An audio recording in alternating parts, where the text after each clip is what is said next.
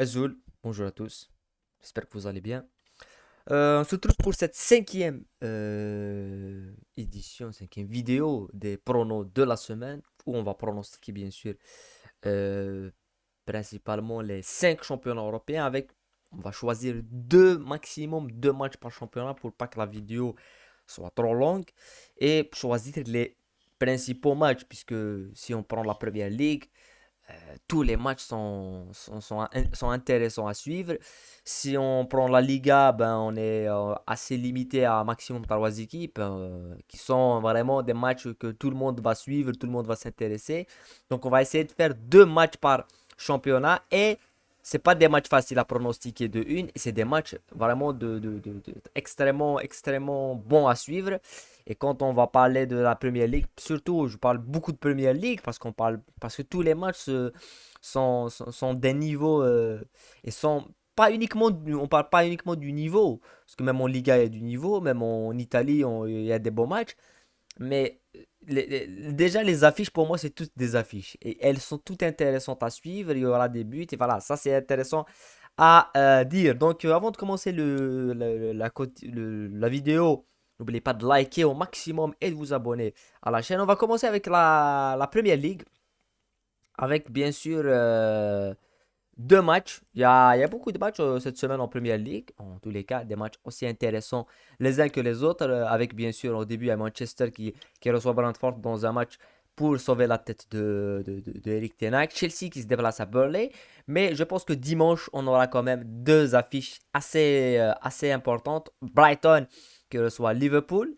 Il y a aussi Newcastle West Ham. Newcastle qui se déplace à West Ham. Et Newcastle après sa victoire face au PSG. West Ham aussi face à une dernière victoire en Europa League de 1-1 à l'extérieur. West Ham qui a quand même fait elle a beaucoup tenu face à beaucoup d'équipes. Donc ça c'est aussi un bon match. Mais Brighton-Liverpool, je pense que c'est le match qui va nous intéresser dimanche en premier lieu parce que Brighton, c'est une équipe qui joue bien au foot, mais qui depuis un certain moment prend des valises un petit peu partout, hein. On a vu la valise qu'ils ont pris face à Aston Villa. Ils ont vraiment pris une claque face à Aston Villa. Mais c'est le jeu de De Zerbi. Et je pense que face à des équipes qui sont cliniques, qui sont pragmatiques, c'est pas des équipes qui vont t'ouvrir de l'espace, qui vont te laisser jouer, qui vont jouer avec toi. Cette équipe de Burnley peut vraiment aisément souffrir. Donc je vois bien Liverpool faire ça parce que Liverpool, c'est une équipe il faut le dire, c'est pas une équipe comme les autres en Premier League et même en Europe, hein. C'est-à-dire que c'est une équipe qui n'est pas imposante dans le jeu, c'est pas une équipe qui va te dominer, mais c'est une équipe qui résiste à tout. C'est une équipe qui peut jouer mieux à 10 qu'à 11. C'est assez fou, hein. C'est une équipe qui, même sous la tête sous l'eau, réussit quand même à revenir dans les matchs, à être dans les matchs. Donc, ce que je veux dire, c'est que le côté mental de Liverpool, il est exceptionnel. Et c'est là, on voit la patte de Jürgen Klopp toujours. C'est sa patte mentale de ses équipes. Mentalement, elle reste toujours dans les matchs, elle reste toujours dans les coups. Et je vois Liverpool s'imposer. Je vois Liverpool s'imposer à Brighton. Surtout après le dernier match face à Tottenham et tout ce qui s'est déroulé, bien évidemment. Et le deuxième match qui va nous intéresser, c'est bien sûr le choc de la journée en Premier League. Arsenal qui reçoit Manchester City dans un match où Arsenal aura quand même il faut qu'Arsenal fasse quelque chose. Je pense que c'est l'un des, comment dire, c'est l'un des matchs où Arsenal n'a pas le droit à l'erreur parce que je pense qu'on l'a souvent rappelé l'année passée et cette saison que si Arsenal veut passer un cap en Premier League, ils doivent battre Manchester City et on les a vus face à Tottenham il y a une semaine, on avait dit la même chose. On a dit que oui, Arsenal c'est bien, Arsenal c'est l'une des meilleures équipes qui joue au football en Europe. Enfin, il y a beaucoup d'équipes qui jouent bien au football, hein.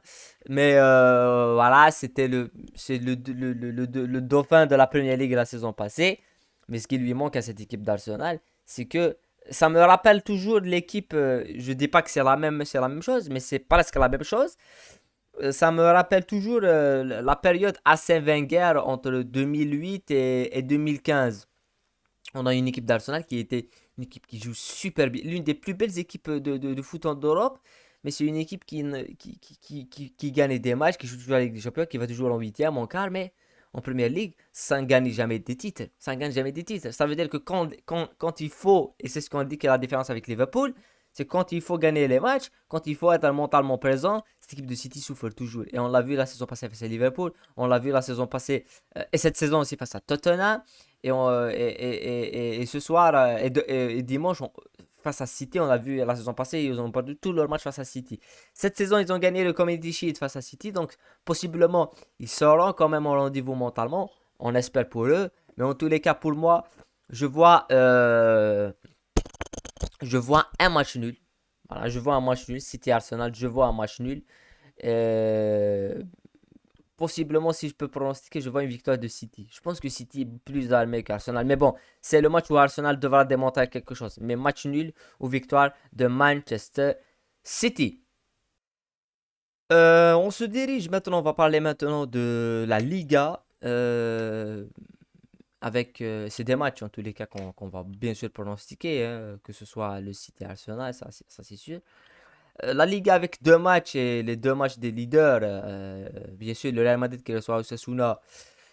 On va dire la victoire du Real, on va pas s'aventurer sur Osasuna. Et tellement le Real, ils sont en mode juste après la victoire du Napoli, ils sortent d'une reprise, ils ont repris la première place. Ils vont pas la lâcher. La seule raison pour laquelle ils vont où ils peuvent plutôt lâcher la première place, c'est au Classico. Si le Barça les bat au Classico. Sinon, le Real ne va plus lâcher cette première place. Voilà, je suis sûr et certain. Et il y a des gens qui sont des fans de Real Madrid euh, qui me disent, enfin, ils me l'ont pas dit, hein, peut-être qu'ils vont me le dire, que que moi je suis pro-barcelonais. Je vais leur répondre que c'est eux qui sont pro-Real Madrid, pro-Madrid, hein. Je suis pas pro-barcelonais. J'aime le Barça parce que, comme tout quelqu'un qui aime le foot, on a tous aimé le Barça voilà, le Barça avec le jeu, et même avant Guardiola, même avec Rijkaard, c'était quand même une équipe qui joue bien au football. Mais je suis l'un des premiers qui, pendant que tous les supporters du Real Madrid, toute la presse madrilène, et même voilà, tous les fans du Real Madrid critiquent le Real Madrid, je pense que moi, j'étais l'un des premiers à dire ici qu'ils vont gagner le championnat. Pour moi, le Real Madrid va gagner le championnat cette saison. La Liga sera pour eux. Si cette saison, ils ne la gagnent pas, c'est qu'il y a quelque chose qui vraiment ne va plus au Real Madrid. Mais une victoire face à Osasuna. Le Barça qui va se déplacer à Grenade. C'est un match toujours compliqué pour le Barça à Grenade. Et Grenade qui sort d'un match à Almeria dans un derby face à Almeria. Je vous invite à aller voir le résumé. Qui se termine 3-3 à Almeria où Grenade a été mené 3-0. Ils ont été menés 3-0. En une mi-temps, il y a eu 3-0. En deuxième mi-temps, Grenade revient à 3-3 et ils auraient pu même gagner 4-3. C'est une équipe qui a battu le Barça la saison passée, il faut le rappeler. C'est une équipe qui a battu le Barça la saison passée ou la saison d'avant. Je me rappelle plus si c'était la saison passée ou la saison d'avant. Mais si c'était lors de la première saison de Xavi ou ils n'ont pas battu le Barça. Ils ont fait, je pense, un match nul ou je me rappelle plus de ce match. Mais je pense que c'est une victoire de Grenade. Oui, je pense que c'est une victoire de Grenade dans les derniers instants.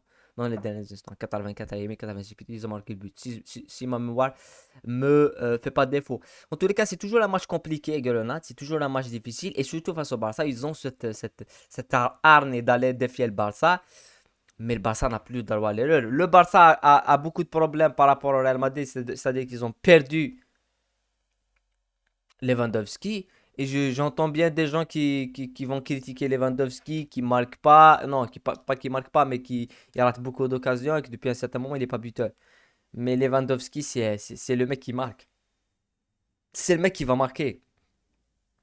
Il peut rater, mais c'est lui qui va te mettre à 20 buts par saison minimum. Donc le fait qu'il soit pas là, le fait que Frankie de Jong ne soit pas là, on l'a vu déjà.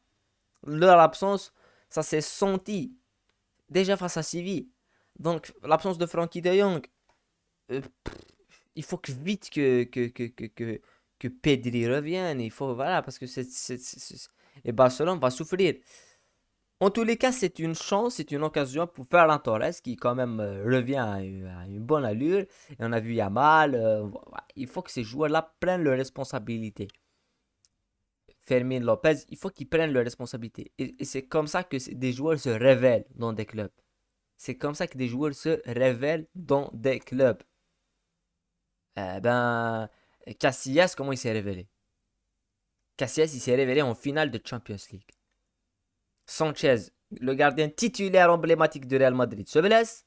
Iker Casillas rentre en finale de Ligue des Champions. Il fait une finale de malade. Et on parle plus de Sanchez. C'est bon, on parle plus de. Qu'est-ce que tu veux? Je parle de Casillas parce qu'il fait ça en finale de Champions League à 17 ans, 18 ans. Donc tu te dis, ce mec-là, il a plus la pression dans sa tête. Il fait un Champions League sur ça. Mais si on le voit, t'es vieux, mon ami. On a un petit jeune qui vient. Donc là, des gens comme Fermin Lopez, comme Yamal, ils ont de la chance de démontrer quelque chose. Et Félix, depuis son arrivée, il a fait de bons matchs, mais je l'ai dit, hein, il va faire de bons matchs, mais après, il est au Félix. C'est la continuité dans le football. Il faut être performant dans la durée. Tu sais pas, tu arrives, tu mets un but, après tu mets pas un but pendant 10 matchs. Mais je vois bien une victoire du Barça. Je vois une victoire du Barça. Voilà. Victoire du Real et victoire du Barça. On va parler maintenant du championnat de France, de la Ligue 1, avec deux matchs, principalement le Marseille qui reçoit le Havre. Marseille avec, on attend la première victoire de Gattuso, mais voilà. Marseille, c'est quand même un club qui fait le plus n'importe quoi dans l'univers. Tu vas ramener Gattuso, pour quelle raison tu vas ramener Gattuso? Ils te disent parce que il faut la ferveur. Non, il faut quelqu'un qui joue au foot. Il faut ramener un entraîneur qui joue au foot. Il faut le garder. Voilà. Donc on attend peut-être une victoire de Gattuso. Il a quand même euh, perdu à Monaco alors que tu perds jamais. Tu devrais jamais perdre ce match. Il a perdu, perdu 2 points face à Brighton en Europa League. Il mène 2-0, il se fait reprendre à 2-2. C'est pas normal face à Brighton qui est une équipe qui va te laisser des espaces. Et s'il bat pas le Havre, il faut qu'il dégage. Hein. Il faut qu'il dégage. En tous les cas, il y a un autre match, le match de la journée, le choc de la Ligue 1, c'est Rennes qui reçoit le PSG. Je pense qu'on devrait voir une victoire du PSG, peut-être, c'est pas sûr. Mais Rennes, c'est une équipe qui a toujours battu le PSG. C'est toujours une équipe qui fait des problèmes au PSG parce que c'est une équipe qui va presser. Je pense que ce qu'on a vécu PSG à Newcastle, cette dimension du pressing, cette dimension de la pression et de la manière avec la rage avec laquelle a joué Newcastle, on va pas la voir la même à 100%, mais on va voir la même à 60%. C'est-à-dire Rennes, c'est une équipe qui va leur mettre l'intensité, qui va les presser, et les défauts du PSG, on les connaît. Hein. Personne ne découvre les défauts du PSG. Les défauts du PSG sont au milieu de terrain. Ils n'ont pas un joueur qui peut ressortir la balle. Que ce soit Ugarte ou Zahir Emery, c'est des bons joueurs de foot, mais c'est pas des joueurs qui vont te sortir la balle, tourner, chercher des espaces. Même si Zahir Emery il a fait une belle passe face à, pour Lucas Hernandez, mais dans la sortie de balle, on parle. Dans la sortie de balle, il n'y a personne. Il n'y a personne. Et même Vitinha, il est plus au niveau. Et même quand tu brises ce premier rideau, il n'y a pas de meneur de jeu. Ce qu'ils étaient avant pour le PSG, la saison passée, c'était Messi. Avant, il y avait Neymar. Avant Neymar, il y avait même Di Maria. Donc, tu avais ce genre de joueur qui, dans le dernier tiers, était possible de créer du jeu. Mbappé ne peut pas créer du jeu. C'est pas un créateur d'occasion. C'est pas un meneur de jeu, Mbappé. C'est un buteur, Mbappé. C'est un finisseur, Mbappé. Donc le dénaturer, on voit ça, dénaturer Kylian Mbappé, le remettre comme meneur de jeu, ça ne mène à rien au PSG. Ça ne mène véritablement à rien. Mais je pense qu'on verra possiblement peut-être une victoire du PSG, mais je vais peut-être changer d'avis. Je vais aller pour un nul. Nul ou victoire de Rennes. Ah, nul ou victoire de Rennes. Ah, je change d'avis comme ça. pour le fun, je vais dire victoire ou nul pour Rennes. Après, si le PSG gagne 4-0, c'est qu'ils ont surpassé tout ça. Mais je vois bien que Rennes va leur mettre à la misère. C'est-à-dire que c'est tout à fait sérieux, c'est tout à fait habituel. Voilà. On va terminer avec la Serie A. Et la Serie A, il y a deux bons matchs aussi. Il y a beaucoup de bons matchs, mais il y a deux matchs qui respirent véritablement la Serie A. C'est la Juve face à Torino. C'est le derby de Turin entre la Juve et le Torino.